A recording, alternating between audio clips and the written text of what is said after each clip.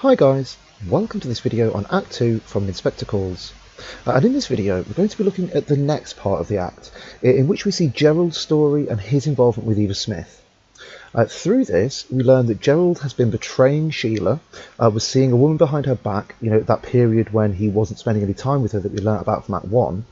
And through this we start to see Gerald's attitude towards women, that attitude primarily being that of a saviour.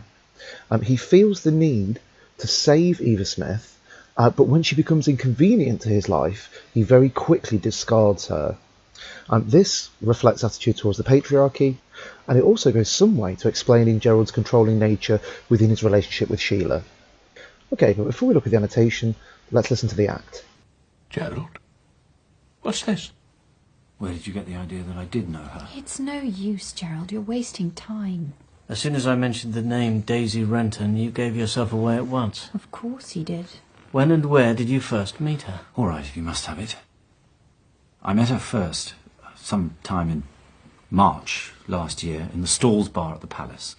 I mean the Palace Music Hall here in Brumley. Well, we didn't think you meant Buckingham Palace. Thanks. You're going to be a great help, I can see. Look, you've said your piece. You're obviously going to hate this. So why on earth don't you leave us to it? Nothing would induce me.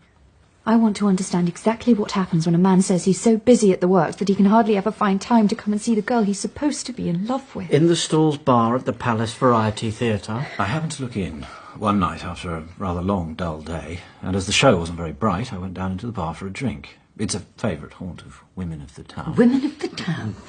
I think it would be much better if Sheila didn't listen to this. But you're forgetting I'm supposed to be engaged to the hero of it. Go on, Gerald. You went down into the bar, which is a favourite haunt of the women of the town. I'm glad I amused you. Come along, Mr. Croft. What happened? I didn't propose to stay long. I hate those hard-eyed, doe-faced women. But then I noticed a girl who looked quite different from the others. My God. What's the matter? Sorry, I've suddenly realised, taken it in properly, that she's dead. Yes. She's dead. And probably between us we killed her. Sheila, don't talk nonsense. Go on, Mr. Croft. Well, she looked young and fresh and charming and altogether out of place down there. And she obviously wasn't enjoying herself. Old Joe Meggerty, half drunk, had wedged her into a corner with that obscene fat carcass of his. There's no need to be disgusting. And surely you don't mean Alderman Meggerty? Of course I do. He's a notorious womanizer, as well as being one of the worst sots in Brumley. Well, really? Alderman Meggerty, I must say we are learning something tonight. Go on, please. Well, the girl saw me looking at her, and then gave me a glance that was nothing less than a cry for help. So I went across and told Joe Meggerty some nonsense, that the manager had a message for him or something like that. Got him out of the way, and then told the girl she'd better let me take her out there. Where did you go? The County Hotel, which I knew would be quiet at that time of night. And we had a drink or two and talked. She talked about herself? She told me her name was Daisy Renton, that she'd lost both parents, and she came originally from somewhere outside Brumley. I couldn't get any exact details from her about her past life. What she did let slip, though she didn't mean to, was that she was desperately hard up, and at that moment was actually hungry. I made the people at the county find some food for her. And then you decided to keep her as your mistress? What? Of course, Mother. It was obvious from the start. I discovered she was going to be turned out of the miserable back room she had. A friend of mine, Charlie Brunswick, had gone off to Canada for 6 months and had let me have the key of a nice little set of rooms he had and asked me to keep an eye on them for him and use them if I wanted to. So I insisted on Daisy moving into those rooms, and I made her take some money to keep her going there. I want you to understand that I didn't install her there so I could make love to her. I made her go because I was sorry for her, and I didn't like the idea of her going back to the Palace bar. I didn't ask for anything in return. Why are you saying that to him? You ought to be saying it to me. I suppose I ought. Really, I'm sorry, Sheila. Somehow I know. Somehow he makes But you... she became your mistress. I suppose it was inevitable.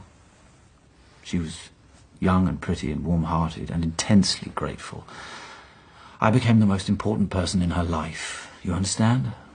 Were you in love with her? Just what I was going to ask. No, I really must protest. Why should you do any protesting? It was you who turned the girl out in the first place. I only did what any employer might have done. And what I was going to say was that I protest against the way in which my daughter, a young unmarried girl, is being dragged into this... I'm not a child, Father, don't forget. I've a right to know. Were you in love with her, Gerald? It's hard to say. But I didn't feel about her as she felt about me. Well, of course not. You were the wonderful fairy prince. You must have adored it. All right, I did for a time. Nearly any man would have done. That's probably about the best thing you've said tonight. At least it's honest. Did you go and see her every night? No. I wasn't telling you a complete lie when I said I've been busy at the works. We were very busy. But of course I did see a good deal of her. I don't think we want any further details of this disgusting affair. I do. And anyhow, we haven't had any details yet. And you're not going to have any. You know, it wasn't disgusting. It's disgusting to me. Inspector, is there anything else you want to know? That you ought to know? When did this affair end? I can tell you exactly. In the first week of September. I had to go away for several weeks on business, and by that time Daisy knew it was coming to an end. So I broke it off definitely before I went. How did you take it? Better than I'd hoped. She was very gallant about it. Oh, that was nice for you. No, it wasn't. She told me she'd been happier than she'd ever been before, but that she knew it couldn't last. Hadn't expected it to last. She didn't blame me at all. Oh, I wish to God she had now. Perhaps I'd feel better about it. She had to move out of those rooms? Yes. She'd saved a little money during the summer. She didn't want to take any more from me, but I insisted on a parting gift to see her through to the end of the year. Did she tell you what she proposed to do after you left her? No, she refused to talk about that. I never saw her again. And that's all I can tell you. It's all I want to know from you. In that case, as I'm rather more upset by this business than I probably appear to be, and... well, I'd like to be alone for a little while. I'd be glad if you'd let me go. Go where? Home? No, I'll just go out and walk about for a while, if you don't mind. I'll come back. All right, Mr. Croft. Just in case you forget, or decide not to come back, Gerald, I think you better take your ring with you. I see. Well, I was expecting this. I don't dislike you as I did half an hour ago, Gerald. In fact, in some odd way, I respect you rather more than I've ever done before. I knew, anyhow, you were lying about those months last year when you hardly came near me. And now well, at least you've been honest. And I believe what you told us about the way you helped her at first, just out of pity. And it was my fault, really, that she was so desperate when you first met her. But this has made a difference. You and I aren't the same people who sat down to dinner here. We'd have to start all over again, getting to know each other. And... Now, Sheila, I'm not defending him, but you must understand that a lot of young men... Don't interfere, please, Father. Gerald knows what I mean. Yes, I know what you mean. But I'm coming back, if I may. All right. Well, really, I don't know. I think we've just about come to an end of this wretched business. I don't think so. Excuse me. Okay then, so we start looking at annotation here where Gerald says, where did you get the idea that I did know her?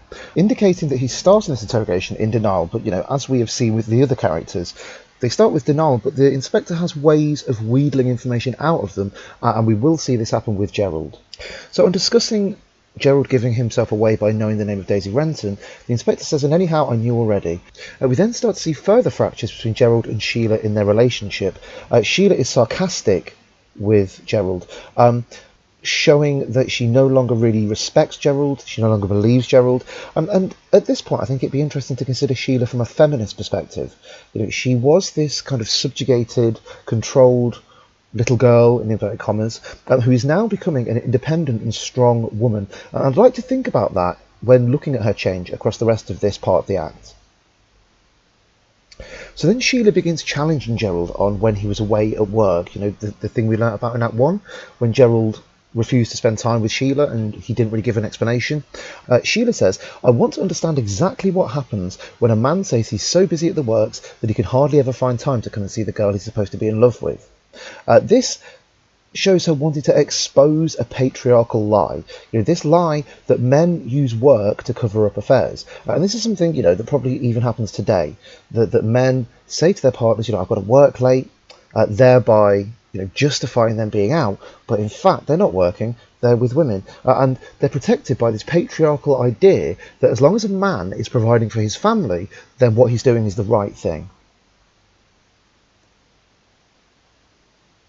The inspector then reiterates the facts, showing that he wants to move away from this emotion between Sheila and Gerald. We then get Gerald's story. This is what happened between him and Daisy Renton, formerly known as Eva Smith. He's out at the Palace Variety Theatre in a place where women of the town frequent. So this is a euphemism for prostitutes. Burling interjects, and we'll see him interjecting across this part of the act, and he does it to try to protect Sheila, but also to protect Gerald. Burling says, "I see no point in mentioning the subject," showing, he wants to preserve their marriage. I'm also going to talk a little bit about comfortable lies within this. These might be seen as white lies. The idea that sometimes it's better not to know something of the truth to protect your emotional well-being. And this is what Burling is trying to do every time he interjects.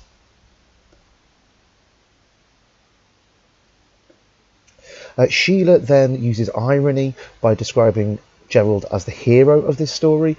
This also subverts, fairy tale convention, in which quite often a man is there to rescue a woman in distress. Here, Gerald is there to, in inverted commas, rescue a woman in distress, Daisy Renton. We see further development of Sheila's strength, the idea that she won't submit and wants to know all of the information. She doesn't feel that these comfortable lies are particularly useful. She wants to know everything about Gerald. Gerald then provides us some juxtaposing imagery around the prostitutes at this place. He describes the regular prostitutes as hard-eyed, dough-faced women. These are long-term prostitutes. However, Daisy Renton is described as being very pretty. She has soft brown hair and big dark eyes. This confirms it's the same person because, that's something that we've seen in the description from the other parts of the play. But at the same time, this juxtaposition shows that Daisy Renton hadn't been a prostitute for very long. She was just starting out in this business, which fits with the continuity of the play and shows the beginning of her descent into further degradation. Gerald shows us now how difficult it is for him to process the death of Eva Smith and Daisy Renton. We see this, through the stage direction Distressed, but also through these broken sentences. These hyphens break up the sentence and shows that Gerald is struggling to cope with this. And this kind of plays in Gerald's favour because it indicates that he does have some emotional connection to Daisy Renton. He again describes her as young and fresh and charming, showing that she was attractive to him. Unlike the other prostitutes. We then get some revelation around the patriarchy within society as a whole. He talks about this character, Old Joe Meggerty, who is clearly trying to persuade Eva Smith to go back to his house or do something sexual with him.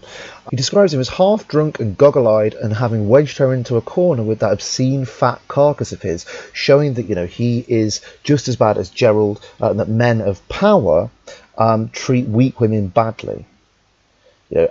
Just to define this word, the alderman. An alderman is a person that is just below the mayor, indicating that this old Joe Meggerty is a man of power.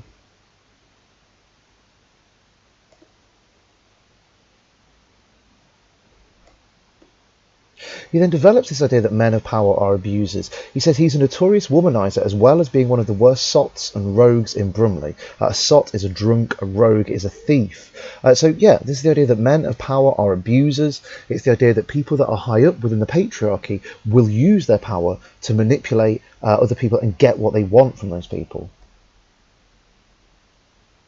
This is again developed when he says that she only escaped with a torn blouse. Again, the idea that men with power are prone to sexual abuse, that men with power are not unwilling to grab and physically hurt women. Now, with all this in mind, we get the first indication that Gerald wants to be seen as a saviour. He feels that he needs to rescue Daisy Renton from this situation. He says, he manages to get in between her and this old Meggerty and says to her, she'd better let me take her out of there. She agreed at once. This idea of rescuing a woman helps Gerald to feel power, but at the same time it helps Gerald to feel morally right and morally good. Even though in the end this rescuing, this saviour complex leads to Gerald neglecting this woman. In this moment, you get the feeling that he feels he's done the right thing. We also have to think a little bit about, that Gerald sees his role in a relationship as that of a saviour. Is he doing the same to Sheila? Is he in that relationship to try and rescue or save her? Because, remember, the Burlings family are a subordinate family to the Crofts. The Crofts have more money, more power, more influence. So is Gerald, in a much less overt way, rescuing Sheila into a higher position in society? Now, here's an interesting point that he makes about his relationship with Daisy Renton. He says initially all she was looking for was a little friendliness. This talks about her loneliness, her isolation, and also shows that she was really just after some human contact. She didn't want money or power or anything like that. She just wanted someone to talk to. Okay, so then we see details confirm that she is the same for all of the characters. The points that Gerald makes here all match up with the points that Burling made and the points that Sheila made. This is important when considering the end of the play, and we will go over this again. We then see the idea that Eva Smith wanted to leave her old life. He says she wanted to be Daisy Renton and not Eva Smith. Now, this is because her previous life had become so distressing that she wanted a fresh start and to, try again. We then get some reference to poverty. Gerald says that she was desperately hard up at that moment and was actually hungry. That her condition in life was so bad she hadn't actually been able to eat. Gerald, again being a rescuer, he says, I made the people at the county find some food for her. Again, he's trying to be a good guy. However, the inspector sees this for what it is and replies with, and then you decided to keep her. Now, this is Gerald keeping her financially, giving her money so that she relies on him. But also, this talks about Gerald seeing her as his property, that he has paid for this woman and he can do with her what he wishes. Now, this all shows that Gerald is trying to make Daisy Renton depend on him. We also have to think, is Gerald trying to make Sheila depend on him? And certainly, if you think about his control from the beginning of the play, we could start to put a case together that argues that. All of this to Sheila was obvious, showing that she is perceptive about the nature of Gerald's involvement with Daisy Renton. And we then see Gerald setting up Eva Smith financially, that financially keeping her. He talks about how she hadn't a penny. He insisted on Daisy moving into rooms that a friend of his was allowing him to look after. He says, I made her take some money to keep her going there. Now, this once more shows a character using power and money over Daisy Renton, or Eva Smith, to control her. Think about Burling. He does this. He uses the money of her wages, the power of an employer. Sheila does this. Again, the money of wages and the power of a customer. Here, Gerald is using the money of a partner, and again, the power that is established within a relationship between a man and woman at this time to control her. This is a common theme within this play. He says, I was sorry for her and didn't like the idea of her going back to the palace bar. Again, he's a rescuer. Eva becomes a financial slave to Gerald. We then see a little bit more breakdown in Gerald and Sheila's relationship. Sheila says, you ought to be saying it to me. The idea that he should be confessing to Sheila, not the inspector. Gerald agrees with this. We do start to see some kind of agreement between Sheila and Gerald, even though this betrayal has happened. Gerald is beginning to be honest, and Sheila recognises that. A little bit more on the inspector's supernatural power. Sheila says somehow he makes you, the idea that the inspector somehow makes you give the story over. Okay, now here is a key quotation, again, about money, power and the patriarchy. Gerald on Daisy Renton says, I became at once the most important person in her life. He was the person giving her money. He was the person giving her human contact. She became reliant on Gerald. Now, all of this fits in with his complexion of rescuing women and saving women. Okay, now here we see another interjection from Burling, and this is on the subject of whether or not Gerald loved Daisy Renton. Burling says, I really must protest at the line of questioning, showing that he's not angry with Gerald, he's angry with the fact that Gerald is being exposed. Now, this fits in with the idea of men within the patriarchy protecting each other, but at the same time it fits in with values around marriage and the values that Burling puts on the marriage between Sheila and Gerald. And once more the inspector turns the words round on Burling and says, why should you do any protesting? Showing that, he believes that Burling is guilty. He says it was you who turned the girl out in the first place, reiterating Burling's involvement with Eva Smith's death. And I would like you to note it because it is a really good idea that runs through the whole play, the idea that Gerald uses capital to lever power against Eva, just like Burling and Sheila did. Every character that has an involvement with Eva somehow levers money and power over her to manipulate her and ruin her life, basically. Now, Mrs. Burling is kind of the opposite to Mr. Burling in this. She is genuinely outraged, but you don't get the impression it's because Sheila's been cheated on. It's because Gerald has been using a prostitute and Gerald has installed a mistress. It's the extramarital nature of it rather than the betrayal of Sheila that really upsets Mrs. Burling. And we need to consider this. Even though Gerald is upper class, he is capable of questionable behaviour. This indicates, again, that people of power are very able to do wrong and questionable things. Here then, Burling is continuing to try and stop the inspector from questioning Gerald anymore. He brings Sheila into this. He says a young unmarried girl is being dragged into this to indicate Sheila. However, the inspector replies with, your daughter isn't living on the moon, she's here in Brumley too. Now this is the idea that Sheila doesn't live in isolation. She isn't a separate part from society and community. She is there, and so she should be trying to improve the lives of everybody around her. Again, this talks about social conscience, it talks about social responsibility. We then start to see some more of Sheila's rebellion. She says, I'm supposed to be engaged to Gerald, indicating that she may not be very soon. She says, also, I'm not a child, don't forget. This is her defiance. This shows her rejecting that infantilism that we saw in Act 1 of Sheila, where Burling and Mrs. Burling called her a child and tried to send her to bed and all that kind of stuff. It also shows that she's becoming more aware of social issues and more aware of what her own morality is. So on being in love with her, Gerald says it's hard to say. So this isn't a yes, but at the same time it's not a no. We then see Sheila, and again, this is a key quotation, continue to subvert that fairy tale image of a man rescuing a woman. Sheila says, you are the wonderful fairy prince. Once more showing irony, but like I say, subverting this fairy tale image of a man rescuing a woman, because in rescuing Daisy Renton, Gerald led to her death. Now we see Gerald being very honest about his attitude towards women. He says, all right, I did for a time. He did adore Daisy Renton's reliance on him. He says, nearly any man would have done. This is the view that to Gerald, all men want to rescue and control women. Now that improves his standing with Sheila somewhat, because she says at least it's honest. This is the idea that she values honesty over those comfortable lies that have been governing her life pretty much for the whole of it. Mrs. Burling then interjects, saying that she considers the affair disgusting. This is the idea that she wants to protect the social conventions of family, and him having extramarital sex with a woman that he isn't even in a relationship with, that somewhat threatens that social convention of marriage. However, Gerald disagrees with her and says, to me it wasn't disgusting, showing that he did have some feeling for Eva. Mrs. Burling again reiterates, it's disgusting to me, because it's not socially normal.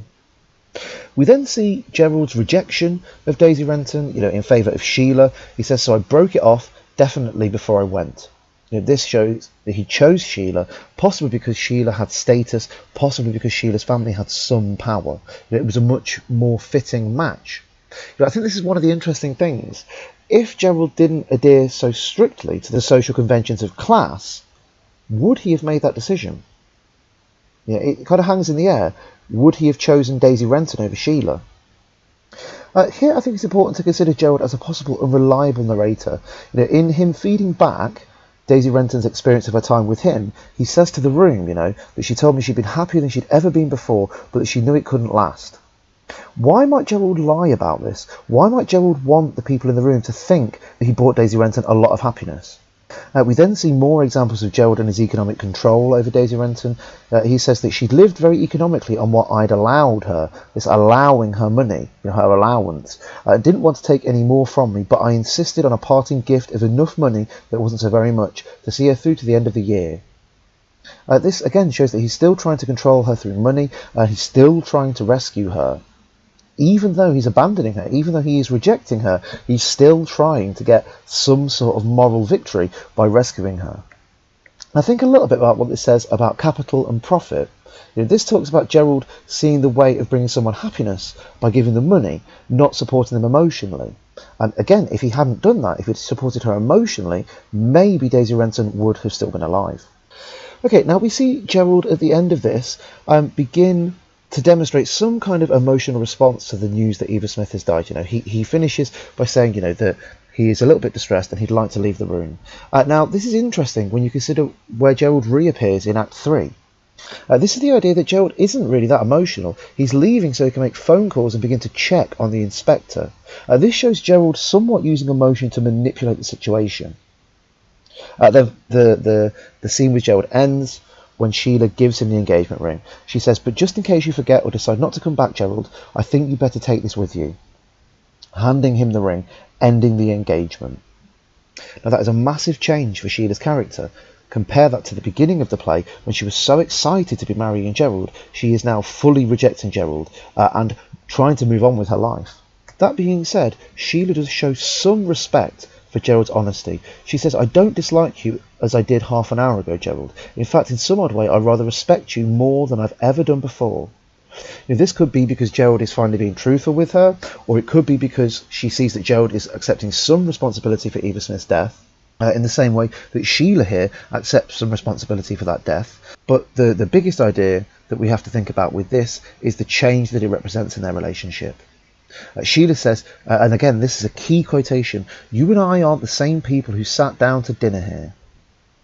The idea that they aren't the same as they were before. Something within them has changed. Something about their understanding of one another has changed. Now we get the final interjection from Burling, again trying to defend Gerald. He says, "Now Sheila, I'm not defending him, but you must understand that a lot of young men," he is trying to defend him. Remember, Burling is always wrong. But at the same time, this is because for Burling, Gerald represents social improvement. That's what he wants to protect. He doesn't necessarily care whether his daughter is with a man who is cheating on her, but he does care that by marrying Gerald, Sheila will raise the entire Burling family up in status. Okay, then just before Gerald leaves, we get a final piece of irony from Mrs. Burling, where she says, "Well, really, I don't know. I think we've just about come to an end of this wretched business." Showing that she doesn't know what's going on and that she hasn't changed and that she still feels that they can end it by using their power against the inspector. However, Gerald does know. On leaving, he says, "I don't think so." Okay, so that's the video on that part of the act. I hope you found that useful, and I'll speak to you all again soon. Bye bye.